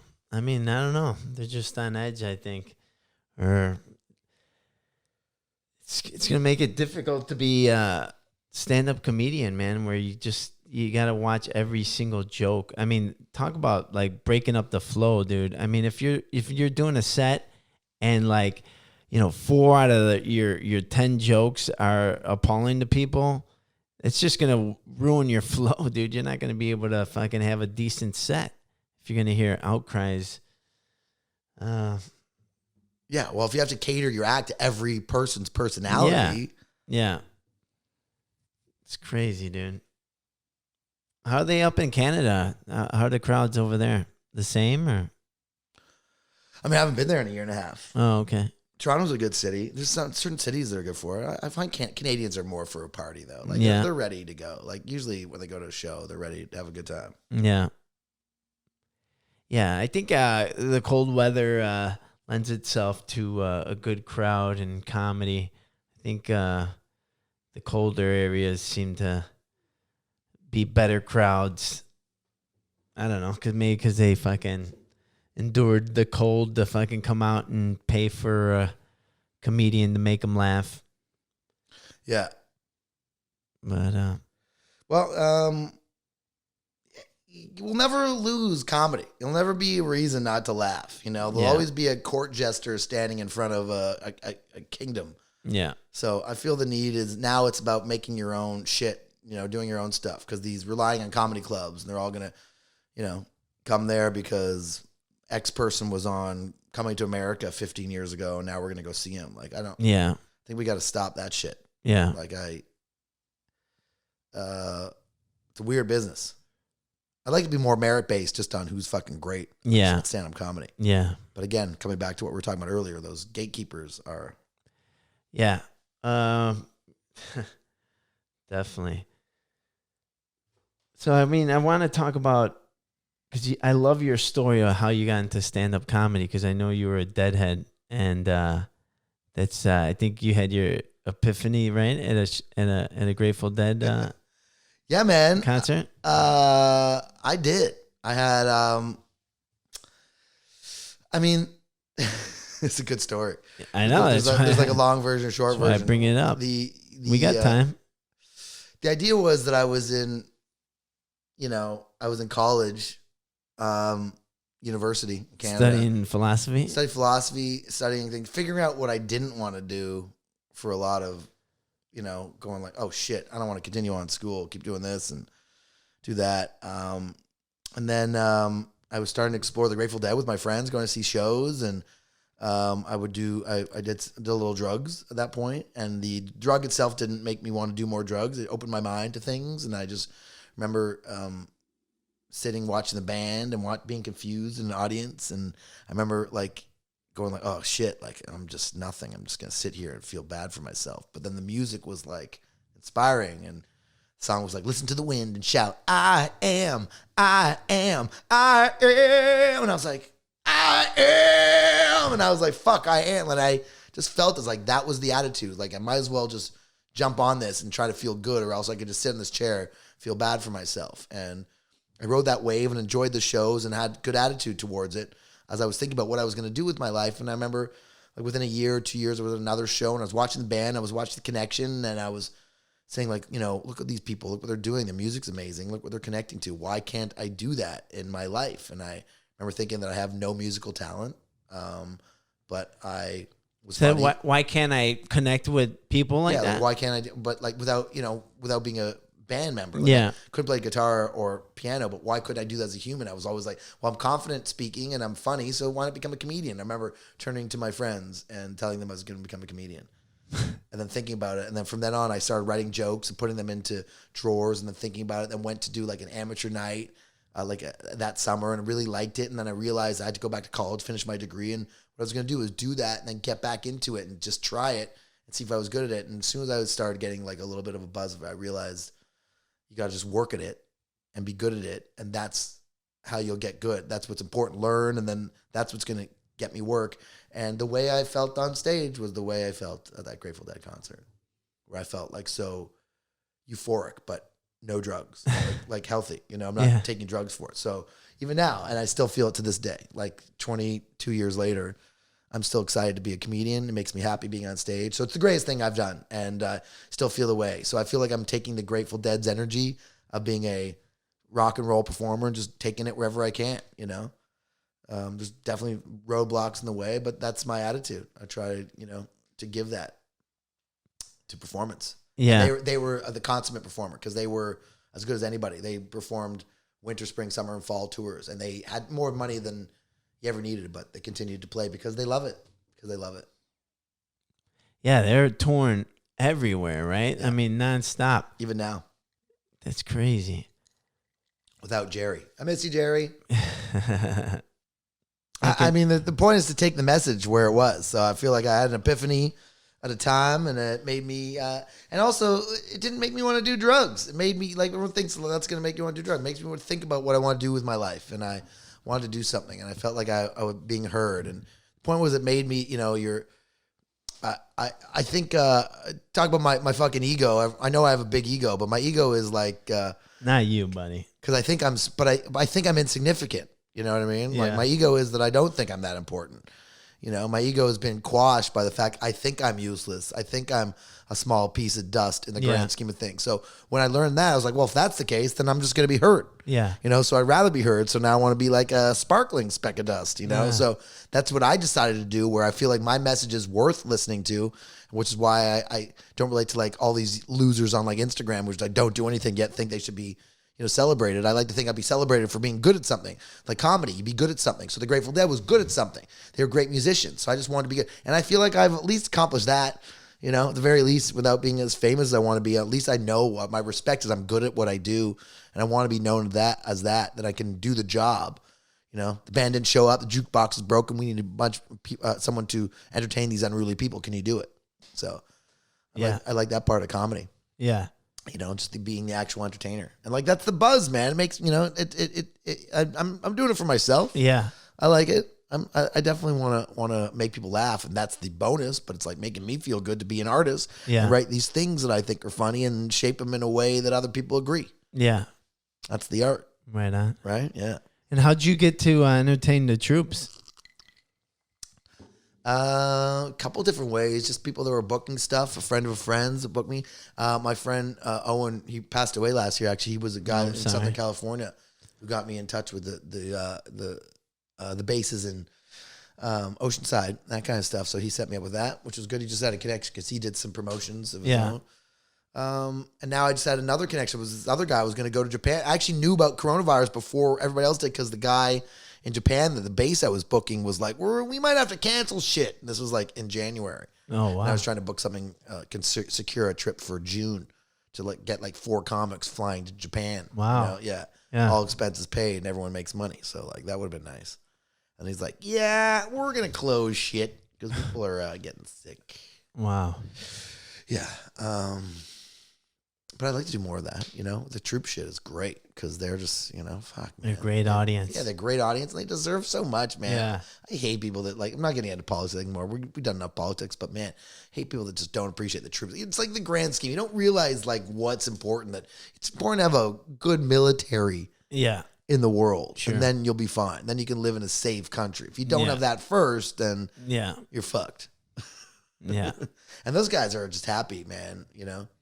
I've dealt with a lot of people of military that I've heard stories that like other people couldn't take those stories and they'd rather not hear them. It's like, okay, if you don't want to hear them, then you'll never hear them. But it's important to know what people do, how far they go to keep this country safe or to keep you safe. And that's another, if we went back to politics, that's another disconnect of people. But you're supposed to be happy, man. Life is fucking short. Yeah. That's what it comes down to. Even in this year, I didn't even learn that. And I learned that before. So I became a comedian because I wanted to be positive. I'm going to enjoy my life. That was the thing. I'm not going to sit here and sit in this shitty city or the shitty place and just be miserable all the time. And people wear that shit as a badge, like, oh yeah, I gotta be miserable. Yeah, No, I know. You don't have to be miserable. Yeah, yeah.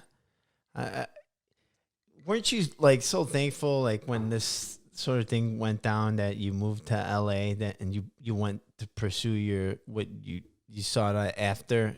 You know, I mean, you wanted to be comedian. LA was the place to do it. You did it. You might not be famous, but you're fucking hilarious. Are you asking me? Because that's a good question. Are you asking me if I felt good about it? Because I did. That totally, Eric, that you said that. Yeah. No, because I had that moment where I was like, I felt good when everything collapsed and everybody was questioning everything. I didn't have anything to question. You know, I questioned certain specific choices, but not the macro choice. Yeah. You know, to move here and be what I am. Yeah. Like I didn't regret not like I know neither of us have kids. It didn't happen to me all of a sudden. Like, oh, I wish I was a father. Like that didn't happen. Like maybe it'll happen in 10 years from now. Who the fuck? I'm saying, you know what I mean? Like, it didn't happen. All of a sudden, these regrets started pouring in. Right. No, they didn't happen. In fact, I like your question because I had that moment where it was like, fuck, man, I feel really good that I was pursuing what I wanted for the last decade, 15, 20 years, rather than working at some shit job that when this collapsed, what collapsed with it? My shitty job? Yeah. I know, right? Fuck. Yeah. Yeah. So that's where the victory is, really, you know? That's when you learn that. The doing is the victory. Because I thought about, you know, I was expecting to get, even when shit happened, I expected that you always get to a certain place. But you know what? The doing is the winning. Like, yeah. The just being in it is the fun part. Is like, I mean, I have a bit that says, I write on my resume, been in LA for, 20 years, because I'm proud of that, because that's a success. Yeah, that's something to be proud of, dude, because this is not an easy city to live in. And you and me both know, and we've seen people come and go, and just being here and surviving, that's an accomplishment. Yeah, absolutely. Absolutely. And especially now, so many people have left this last year. Yeah. And I don't blame them. You know what I mean? I know it's really expensive, rent and stuff like that. And I get it, but you and me, we've arranged our lives so that we live below our means, right? Yeah. And so we're not put into a corner here. You know what I mean? I feel like you live low to the ground. Yeah. Well, you know what I mean? And it's actually not as hard as people make it out to be in LA. There are a lot of ways that you can live what's not so expensive. You just have to know certain tricks. Absolutely. Yeah. Yeah. You just have to know, don't pay your insurance. Screw over the government, you know? I've been wearing this shirt for 7 days. This is my grandfather's shirt. I went to his grave and I dug it up and I said, I'm going to wear this. Yeah. Well, it's also, that's an example of people living with that, almost those expectations that there's something that they're not, Because even we know people that are even not famous, but not famous, and they're still not as big as they're like, we could name a bunch of people and they're not here, but they're not here, but nobody still knows them. So it's still this plateau. You either get to that plateau, you're either Harrison Ford, or you're not. Yeah. Yeah. Which is, because I was hoping comedy would be like a little bit like rock videos, like music. Remember, like MTV would just put on a bunch of videos, like just 10 straight, musicians. Yeah. And they sort of should have done that with comedy, is like put 10 comedians on after each other, like 3 minutes, your 3 minutes, my 3 minutes, Claude 3 minutes, Ted 3 minutes, just about, all these guys 3 minutes. And they never really did that. Like they sort of felt like Comedy Central was going to do that at the beginning, and then they never really did that. That's a great idea, dude. Yeah. That's a really good idea. I think we had moments of that, but they never really stuck to it, because now it's like, now it's internet killed the video star. Internet killed the video star.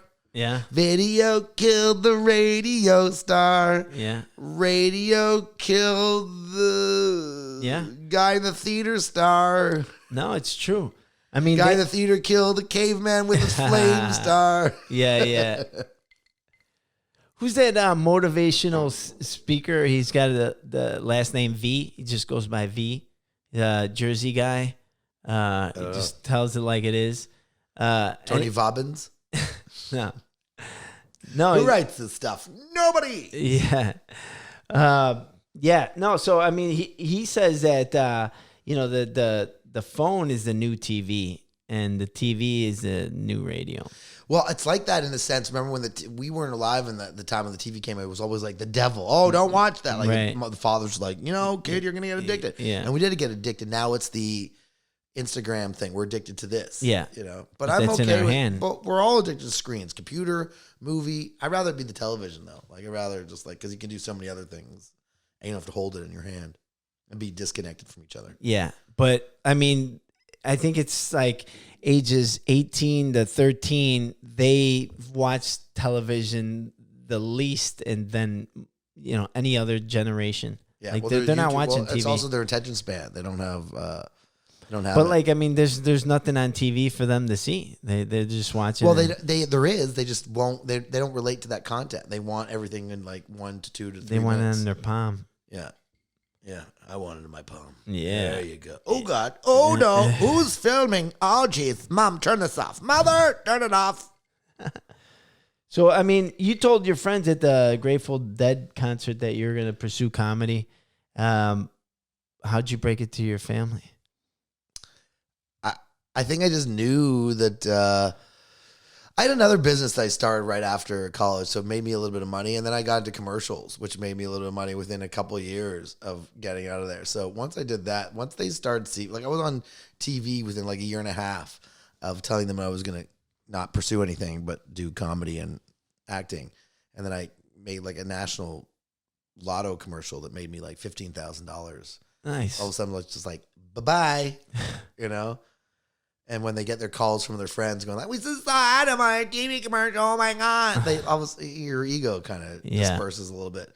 I am what I am. I think they kind of knew that I was just not that regular person. I still am that to this day. And I don't relate to that world. So someone's got to do it, Someone's got to get away from the status quo and just be like, I'm out of here. Everybody is escaping from something, right?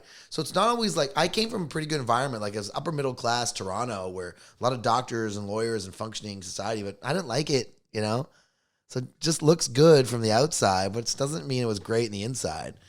Everyone's always trying to be like, you're in Pittsburgh and you're working the steel mines and you just want to be a ballet dancer, So where do you got to go? You got to go to LA and find other dancers. So I wasn't like running away from something as I was running towards something, but you could feel that way. Everyone's got these stories are always like they escape from something to gain something, but you can come from something functioning just didn't work for you. Yeah. Because I could have lived in that environment and been like a lawyer and done that and had a bigger house and had good connections and more family and more money. And I don't give a shit about any of that shit, Eric. Yeah. I don't I believe you, dude. but genuinely, Yeah. not like saying that on a podcast No, I know. to make myself like, I really don't. Yeah. And I see some of my family and friends living there like, Jesus, like the keeping up with the Joneses was not my Were you always forte. like that? I think I was like that. But I still can relate to it. Don't get me wrong. Those are still my people. I still relate to that world and can connect with it and will always be friends with these people. It just wasn't for me. Yeah. I think a lot of people respect me for leaving that. Like, that I didn't want to be that and what I needed to do. Because I will be happy for, no matter what I do, I love being an artist. Like, that's the best thing I've done is become a comedian. Best thing I've done is on this piece of paper here. Like just my jokes, just the way it looks. Like whatever this is to my brain, I like it. Whatever this is, I look at it, it makes me happy. And just doing that joke, the guy doing this, like made me happy. Like that kind of stuff is you present yourself with ideas that people think are funny, and that's validating. Making a living off paying your bills for a while, that's validating too. So I can continue doing it, and hopefully things I'm doing are right, and there's other bigger things that come on because I'm ready, but I'm also ready to compete. Like whatever it is, I'm ready to compete like in that level, like whatever it is that you're the top and I'm the top, I'm ready to play. So I look at it like it is art, but it's also a little bit competitive. And the guys that are considered top of the food chain are not blowing me out of the water, Oh, yeah. No, like, that's how I think. You're not blowing me out of the water. Yeah. If I had level playing field and it was me and you and it was equal, they'd think I'd find my fans like Seinfeld would find his fans. Yeah. I just don't have the recognition. Yeah. Yeah. Yeah. Because I see what people say to me. I hear what they say to me. And it's what I want. It's the thank you for saying these things. Yeah. It's the validation that I'm onto something. Yeah. You know, when I make fun of this political correctness, when I talked about the skin color, when I talk about like relating to people and judging them for who they are and their character, that stuff really works. So when you're saying that stuff, people fucking dig into that, you know, and it's important to them. Have you always been that person to write down things like that? Well, I keep a pad and paper on me. This is just like the names of the jokes, for example. But okay. So it's not always written out. It's good for me to see a keyword just to remind me that that's what I want to talk about, you know? Yeah. Like pull something out of there. Yeah, and I look at it and go, oh, that's where. And it's for me though, it's about keeping it sort of in context because it all relates. Oh, okay. Like when I talk about being a troublemaker, and I did that joke about like like joke works in this context. No, okay. And then it's, a lot of times just paying attention. Like jokes just come to writing just based on what's happening. Like I did this whole bit on someone coming up to me before a show saying, Adam, don't do any sex jokes tonight because there's mothers in the crowd. I'm like, excuse me? Yeah, don't do any sex jokes because there's mothers in there. Don't do any sex jokes because there's mothers. Mothers are the only people we know for sure who have had sex. They have a proof of purchase right there. Yeah. Why do you think mothers are always a little bit closer with their kids? Because they're 100% sure the kid is theirs. That's true. She's got. But you see that's funny. Like because in the moment, like I didn't write that, but somebody came up to me about like that's hysterical. Just like the girl the other night, she walked in and goes like, "You made a 26-year-old cry." I'm like, how embarrassing. You can't write that shit. I can't make that up and hope that she comes in and says the most like irredeeming thing she can say something that makes her look so bad. Oh, this is awesome, you know? Yeah. So I don't know. We're all gonna be dead soon. Might as well enjoy yourself, right? Yeah, yeah. You know, for sure. Have some fucking fun. No. Like I won't regret this. That's the best thing. And just like what you said, I appreciate your question more than anything of this whole podcast was asking that because really I had that moment was like so many people are evaluating like, what have I been doing? Oh God, I hate these kids. My wife sucks, life, you know, and I didn't have any of that. No. Someone said to me this weekend about my friendships. I said, you know what? If I made no more friends from now until my death, I would die a happy man because I've got very great friendships and I got good relationships with people. So I'm not unsatisfied with my friendships. I was like, and I heard me say that. Oh, that's good. That's a good. Yeah, like, you said that on a podcast? No, I just said it. Some guy was talking to me and asked me, and I said that, and I was like, "Yeah." We say then that's true. Like, it's like me and you are friends. Yeah. We're friends. We just like each other. You know, it's like that's it. I didn't know you from Adam. Pardon the expression. Before we met, and you either bond with someone or you don't. So try to stop trying to make yourself fit in with everybody. Just continue to be who you're going to be. Yeah. Always. Hopefully, you find the people that get you and relate to you. But man, life is too short to try to adapt yourself to every person you meet, man. Yeah. That's going to kill you faster than anything. Yeah. Totally. And what a liberation it is when you let people know that you're not going to do that too. You know, when you let them be clear about that, they don't know what to do. You know, they really. And I'm a nonconformist from start to finish. Like I've always been that. Even as a kid, I was a nonconformist in class. Teachers would try to control me. I went to the principal's office. I remember getting to the principal's office. The principal called my mother in to tell my mother that he thought I was going places. And I remember telling my principal once, I go, sir, she's an idiot. He's like, I know. Just go to your other class. We'll worry about it next week. Like, it's basically this idea. Like, I just saw things. I was like, I don't know what to say. Like, I'm not going to just give her credit. She's totally wrong in this situation. Yeah. And at a young age, there'd be a little acknowledgement like, okay, you might be right. You've seen past this, but just don't let anyone else know. I'm like, okay, I won't let anyone else know. That's great, dude. Yeah. Thanks for having me, buddy. This has been fun. Dude, it's great having you, man. I used to book you for my shows. I used to have at the Haha Cafe when I was probably just 2 years in, man. And I used to, book guys like you, and it's just like you just pulled up your paper like that. It's just like it's like time traveling into 13 years ago when I met you or whatever. Looks the same. Yeah, it's the same. You'd have that. You'd have a whole sheet of paper. Yeah. And it would be all written. I was like, oh, man, geez, that's a lot of content. Well, some parts work for me. That stuff still works for me. Like, that's like the basic shit still works. You know? Yeah. It's like cooking your soup in a shoe. Yeah, It's still going to taste better. You can have all the fucking extra things. Yeah, but, simplicity is probably the easiest. No, it's great, man. I love it, dude. And dude, like that energy, I've seen you destroy rooms, dude. I've seen you go in there on stage, follow a fucking big time comedian, more credits than you and this and that. And you've held your own, dude, if not fucking blew them out of the water. I've seen it, and it's been awesome. Dude. Thank you, buddy. Yeah. And to like eventually, become friends with you, after that, it's been so cool and so, inspiring, and it's been awesome. Thanks, buddy. Yeah, buddy. Thanks, man. We've had some good times. Yeah. We don't spend enough time with each other, man. We got to hang out more. I know. That's why this year's made people too distant from each other, and I don't like that either. I don't like that either. Yeah. No, it's more to come, man. Better things in 2021. Don't believe the hype.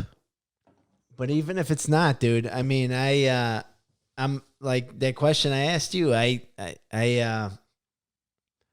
happy that I made the move out here from Chicago and I attempted this. How many people could say that, And dude, we both have rubbed elbows with the top of the top, hung out in the same rooms of people that, that adore them all over the world, and we are the same as them, at least in that room, we're comedians.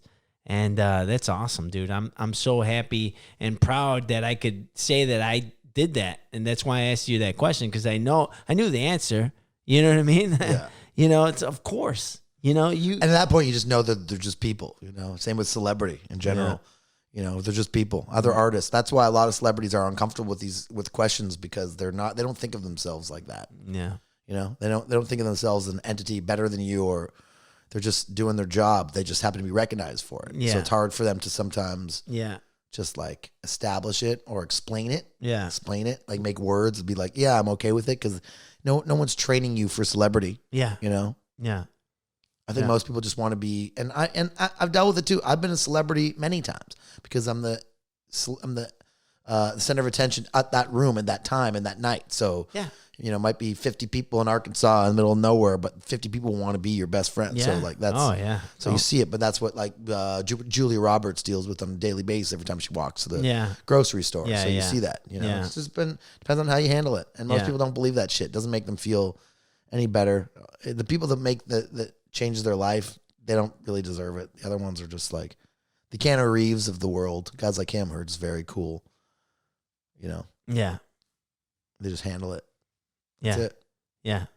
No, totally. Now I'm drunk, man. Thanks for having me. Drunk, let's get some fucking tacos. We're gonna get some tacos, dude. Hell yeah. So, I mean, when you did start comedy, did you have anybody that you modeled your comedy after? Did you sound like anybody when you first started? I didn't try to emulate anybody. So I didn't have anyone specifically I was trying to go after. I figured you learn your own voice. You figure it out. And I was right. I was like, you'll just figure out what's comfortable for you. Because there was stuff that I was trying to do too early that I wasn't good at. And I realized, I'll get better at it. And now I'm better at doing that joke. But I couldn't sell it in my first year, second year, third year. But sell it now. Yeah. Yeah. That's really interesting that you say that, because I brought that up to a lot of like open micers too, that they're trying to like sell this material that they have, but it's like too advanced for their skills at that time, right? Yeah, and then sometimes I get on that now. I'm like, that joke's not ready, but I have to like marinate it, and then eventually it comes to you. Yeah, especially if you have something to say, it's hard to say it. You have to grow into the comfort of it all. Now, I just stand by my my anti-transgender joke. All right, let's end this world. I gotta pee. Let's go fucking eat. This has been fucking fun. How many more minutes you need?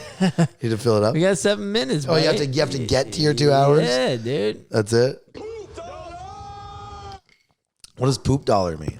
Oh, okay. So I'm glad you asked. Poop dollar is also a metaphor towards life. Whereas, like, sometimes you get something and you think it's good, like $1. You find $1 on the floor, right? But then you pick it up and you look at it, it's got a poop in it. It's got a turd. It's a poop dollar. It's covered in shit? Either they try to pick up the shit or they wipe their ass with it. No. It's literally It's a prank that people pull. They roll up a fucking dollar with a turd yeah. Why would they want to do that? Because they want to see people walk in public. And do they film it? They never get to see the fruits of their labor. No, of course they film it, and then they watch this poor person pick up this dollar. He thinks he's like, oh, this is a good day. Look, I found money, and then it's got a turd in it, and then. So when life gives you money, sometimes they're just shitting on you. So, dude, man, I fucking shat in this bug, bro. Yeah. Yeah, bro.